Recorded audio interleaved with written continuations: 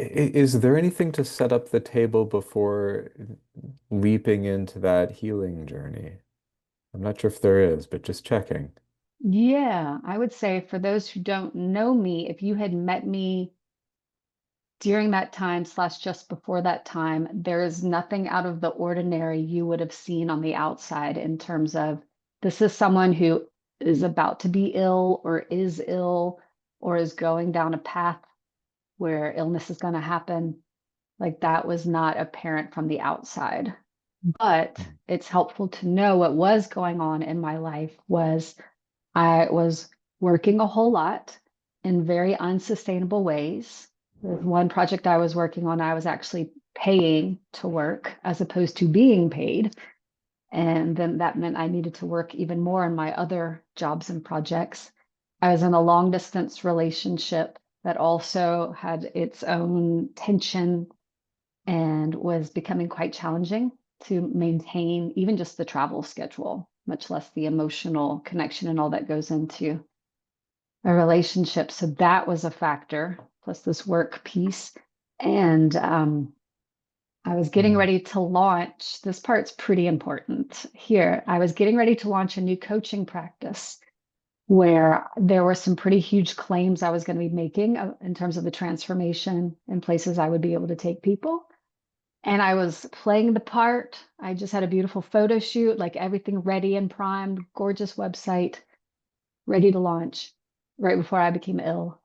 But what wasn't apparent from the outside that through all of this preparation for business and doing the things you're supposed to, I was actually a degree off center, off of my center, which over time exponentially was going to take me way off my center. So this illness I can see now was life's way of intervening early on and getting me back on track, back in my process in a pretty extreme way, but effective. And uh, in relation to all of that, right before I became ill, and Mike, I don't think you know this, it was summer 2022. I was contemplating, I was looking around my space, and I was a feng shui practitioner for a dozen years. So I've dialed in my living space. Everything's feng shuied and energetically placed. But I was looking around it and I felt, nothing in the space can really be moved without disrupting everything else in the space in my house. And that was actually symbolic of my life. It felt like if I make any change, like if I end this relationship or if I step back from this work or if I do that, it's going to disrupt the entire ecosystem. And there are going to be people very upset with me and waves created, even if it's a legitimate look, gang, I got to take care of me.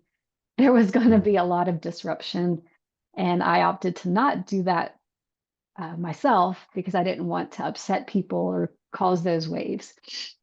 Mm. And they call that change. But again, life did that for me. And then another piece that's important for the lead in is in that same era, right before I got ill. I was thinking about this coaching uh, program, this coaching business I was getting ready to start.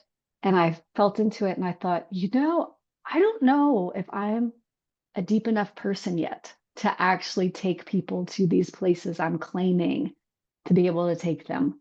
I'm an open book intellectually, emotionally. I'm very deep in those areas. But when it comes to life experience, I actually haven't been tested. I've had a pretty easy life.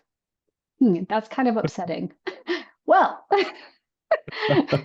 cue dramatic music and life deepening experiences ensuing.